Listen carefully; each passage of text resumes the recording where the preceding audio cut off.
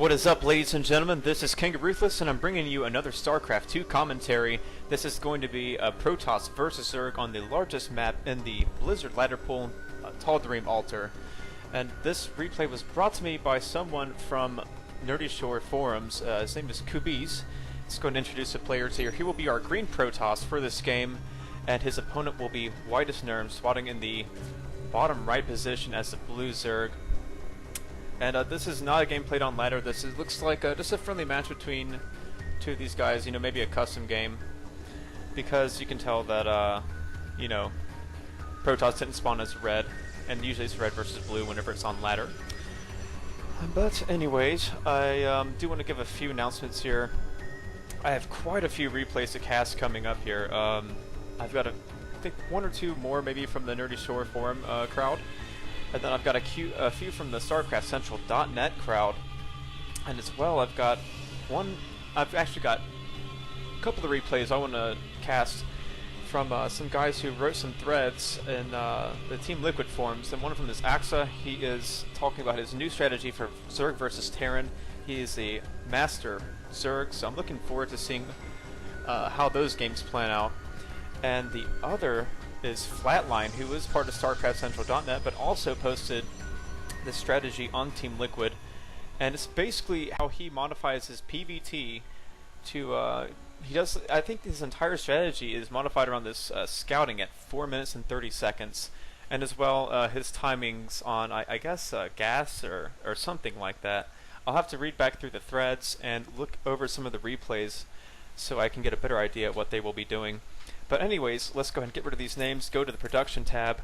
For Protoss, we do have a gas and a gateway, so it doesn't look like he'll be fast expanding. This is more or less probably going to be a 3-gate expander or a 4-gate. We will see soon. Protoss does scout the Zerg, has 15 hatched, and gone for a, I guess would be a 14 pool, 14 gas.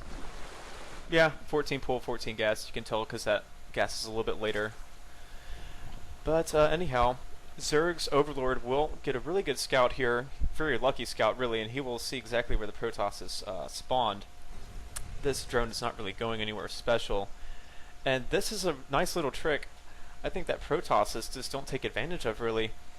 When you scout where your opponent has spawned, you need to keep your probe alive, and the fact that he's maintaining this watchtower, and Zerg is meanwhile just too busy trying to scout, look around, macro up, he's not going to bother this drone, or this probe, and this probe will play a part later in the game, so we will pay attention to that. But as it looks right now, WydusNorm has seen where Kubiz has spawned. Kubiz is going to throw down a pylon on the edge of this ramp. Not really sure why you do that. I would, you know, my opinion, put the pylon maybe over here. But I guess he wants to make sure that no Overlords are just camping out. Maybe he can hide tech if he decides to go Stargate or Dark Templar. So we'll see how that pans out. Zerg is getting both hatcheries. Sorry, he's getting both mineral lines saturated, and he's going for a really early evolution chamber. I don't get this. Maybe he's going for really fast, you know, 2 attack or some kind of timing of that sort. But I don't really agree with this. I mean, he hasn't even gotten leading speed yet, and let's see what he decides to do with this. He wants to do something, so he's going for +1 attack melee. So it looks like it could be, no, he's going to cancel that and go for +1 ranged attack. So it looks like some sort of Roach Hydra build will be coming out of Zerg. And meanwhile, 2 more gateways going down for Kubiz, who has 2 sentries and a zealot. He doesn't really need to be running out here with these units, with only, you know, 2 sentries and a zealot.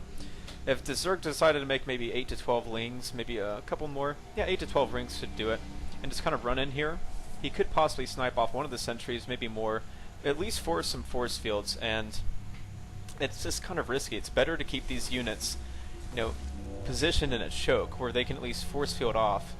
And that may be enough force fields to force field this ramp, but I don't think so. Anyways, this probe has done its job. It's thrown a proxy pylon down, and this will be very well hidden because the Zerg has unwisely not positioned any Overlords over this little hanging position right here. This little cliff right here, if you put an Overlord, I guess like right where these trees are, you can see if any proxy pylons try to go up around here. will make it a lot easier to go ahead and pick those off. And Protoss, don't poke out with that. Okay, the sentries are going to come back and they're going to pick off this Overlord. His days are numbered because there's no way he's going to get out of here. I think Protoss, yes, is going to warp in 2 more sentries. And we'll have a nice amount of sentries early game. Let's look at the units tab. He's going to have 7 sentries. And when you do that really early game, you're going to have tons of force fields for later on. Protoss is going to do the 3-gate expand. And it's saving up his chrono boost. I'm not sure why. He really does need to keep using that chrono boost. Finally using that chrono boost and queuing up some probes. So if he did slip on his macro bit, probably trying to focus down that Overlord. And this pylon won't go unmolested. And these Zerglings will continue to wear down these rocks. Looks like Zerg wants to take a really fast third. And, you know, you scouted that pylon in front, you kind of know that it doesn't tell you that Protoss is going to expand. It's an indicator, but sometimes Protosses will just fake it and, you know, do a 4 or 5 gate behind this and just kill you, and you just won't have enough to hold it off. Especially with this many sentries, you just warp in a lot of Stalkers behind it, and Zerg is in so much trouble. But, you know, right now Zerg's looking fine. He's sending Lings out to the towers. He must have very nice vision. It'd be really great if he could take out this probe, but the probe is going to live to possibly print down more pylons later. Meanwhile, here we have more Zealots and more sentries. Let's look at the production tab. He is getting Zealot charged, so it looks like he went for a Twilight Council first build. Not Twilight Council first. He went for 3-gate Twilight Council with a +1 attack. So we can expect some charge lots. And I guess this kind of fits into the current metagame of Zerg versus Protoss. A lot of Protosses are realizing that Zergs are just using, you know, Banelings and Zerglings to attack the Protoss army, and when you get charge lots against that, it's really nice. Because if you get a Stalker heavy army, then Zerglings will just chow right through that. It's not even fair. But a lot of Zealots will cut through plenty of Zerglings, and if Zerg does not get enough Banelings and does not control them well, the Zealots will just wreak havoc. Finally warping in a couple of Stalkers here and a Zealot. Zerg is taking his third and throw down 2 Spores. Not sure why. I guess Zerg was thinking, okay, I haven't scouted him. I want to be safe against any sort of, you know, Void Ray, All-In, or DT Rush. They're probably scared more about airplay. A lot of Protosses on this map like to go for Void Rays. Just a couple of Roaches coming out here. He's starting on that +2 attack, so that's a really fast +2. And throwing down a Hydralisk Den. But Protoss is going to do a smart thing and go ahead and push out here. Pick off these Zerglings at the tower and throw down a pylon here as well. This will allow him to reinforce not only from the Zonaga Watchtower in case this pylon gets sniped off, but he can also come in here and snipe any hatchery that Zerg tries to throw down, which he has. So these Roaches are just moving around. Glio Constitution on the way, more Roaches on the way. Zerg is doing an okay job spreading creep. It is early game, but I prefer to get my creep down here. But here comes the force from Kubiz. He has come at a pretty good time. WydusNorm does not have very many units. He doesn't have any Hydras out yet, and Hydras would really make the difference in this engagement here. But these Roaches are moving so far out of position just to pick off 3 Stalkers, so this diversion tactic really worked. And now Protoss is going to be able to force field. Great force fields there. A little bit overzealous, but I mean, nonetheless, the damage has been done. These Zealots are going to start chopping away at these Roaches, and the Stalker should be able to pick off the rest along with the sentries. So now it looks like Protoss wants to come in here and pick off. He needs to keep these sentries alive. Be very careful with your sentries. You need to keep them alive. You can come in here and snipe off an expansion, and if you do that, you put the Zerg really far behind. But it looks like Protoss is not really macroing behind this. He'd be warping in a couple units behind this. Let's see, he's going to try and engage this army. Not the best force fields. He is throwing down a Guardian Shield to help alleviate the effects of all those Hydras. He just doesn't have enough here. He really needed these charge lots about a couple of minutes ago. A little bit of a force field spam, but his sentries are dropping like flies. He's going to lose all of his sentries, so he is going to pick off an expansion, but he lost all of his sentries in the attack, and I think he was a bit too aggressive with this push here. I mean, he's going to pick off a lot of Hydras. That's good. I mean, that costs tons of gas for Zerg. They won't be able to just mass some sort of gas-heavy army like Mass Infestor. So these Stalkers are going to pull back here as well as these stalkers. So let's look at the units lost tab. I think it's the L button. Yeah, so about even, but he did take down the base of Zerg. And look at the income tab, and Protoss is way ahead. 48 harvesters to 37. So Protoss doing a good job keeping up the macro on his next eye. And now he's going to grab his 4th gas, and as well, he's going to throw up another gateway. So it looks like here we have 1, 2, 3, 4, 5, 6, now 7 gateways, and he can start on that +2, and maybe throw down some tech like a robotics bay or something along those lines, or maybe go for Dark Templar. Dark Templar after this would be pretty nasty, or Archon. Archon would be really nasty to follow this up with. He can kind of do some sort of timing push with those Archons and just shred away the army. I mean, charge slots, when you have Archons and you have charge slots to tank for them, and Stalkers to provide additional DPS, I mean, it's actually a pretty good setup right there. We will see what Kubiz decides to do. He's going to grab his 3rd. Zerg is going to try and scout in here with a Roach. You should probably just send a Zergling. They get plenty of scouting done, and it's a lot easier. The Roaches have picked off the pylon back here, and Zerg is trying to retake his 3rd, but he's not throwing down any macro hatcheries. He doesn't have that great of drone saturation.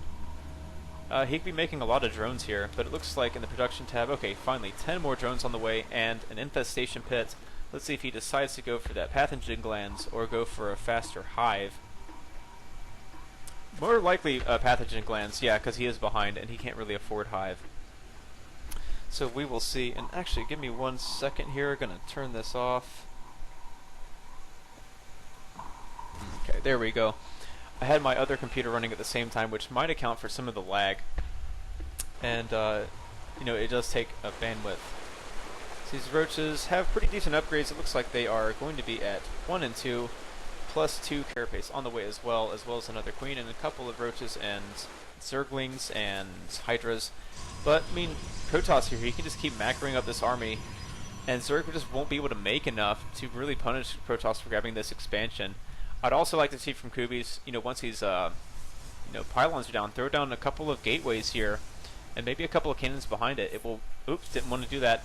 It will really delay any kind of push, any kind of surprise push that Zerg does. Maybe sending a couple of Zerglings to harass this line.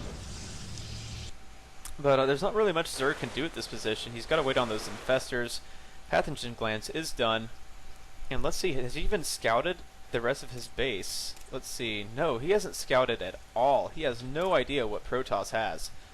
So is Protoss going to capitalize on that? So, yeah, he's throwing down... Oh, sorry about that. He is going to throw down a robotics facility. Looks like that observer was picked off by these spore crawlers.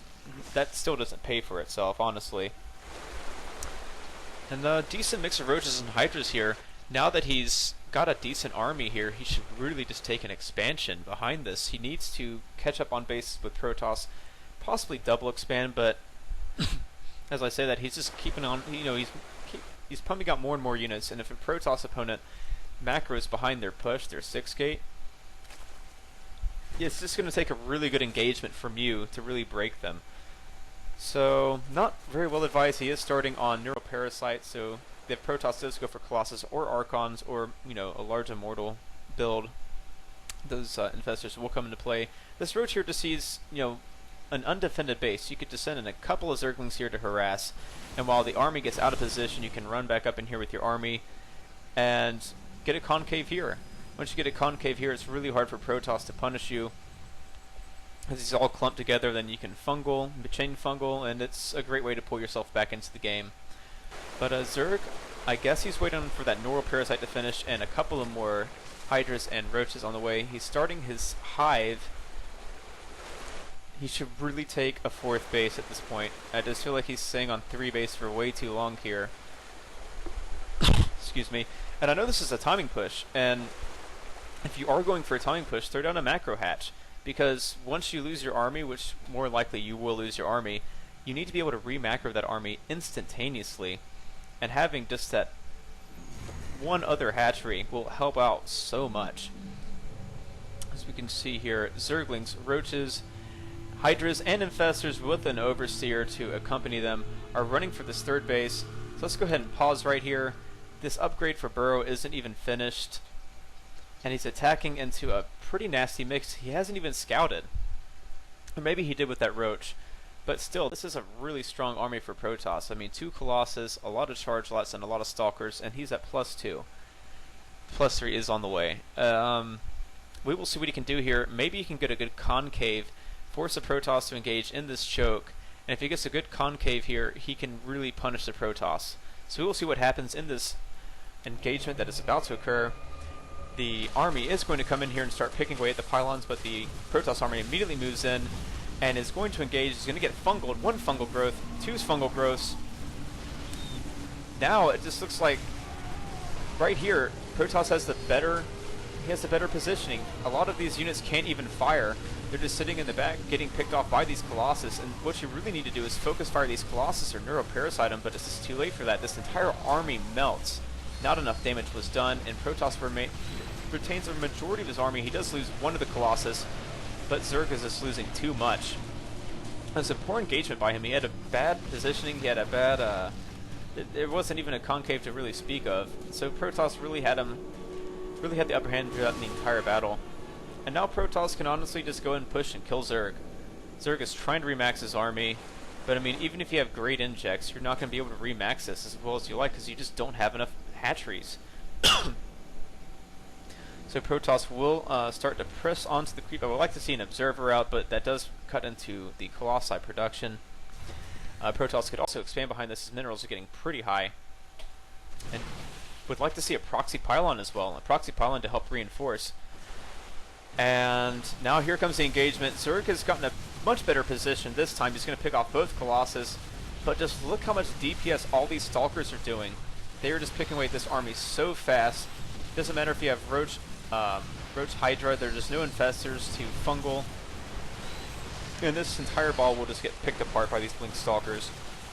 The rest of the Stalkers are blinking up, and they will probably start to focus down the hive here, I would imagine. So yes, they're going to 1, 2, 3, 4, 5, 6, 7 shots, 7 rounds from the blink Stalkers will be enough to pick off that hive. And now Zerg's lost.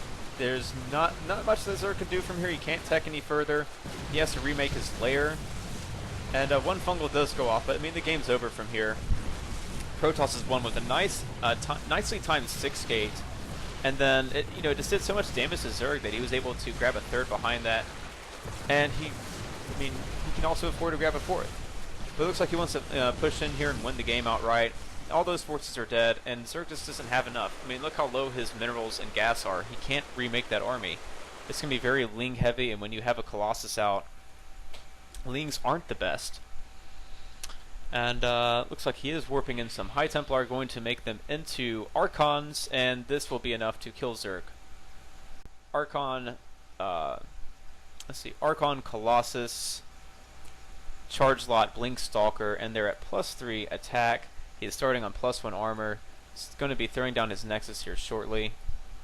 That's well timed. He could be using his Chrono Boost a little better. I will have to say that his Chrono Boost is kind of built up on these Nexuses, and that could have really helped him, just kill off that entire army, as well as a proxy pylon. Just put one maybe right here or something. I mean, Zerg's on the defensive anyways. Maybe out here.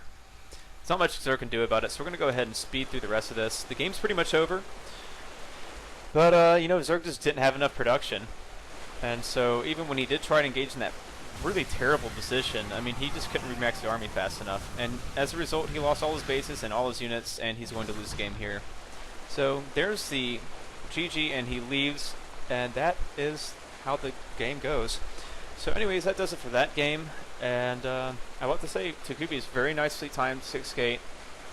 +2 6 gate is actually really strong, but it might be a little bit more all in. Not sure. 6 gate is a very strong timing attack that you can do as Protoss, but you have to do a lot of damage. But he did take down that Hastri, and he did whittle away a lot of the forces, so the 6 gate was successful. That will do it for this cast, guys. I've been your host, Kangaroo Ruthless, and I will see you guys next time. Peace.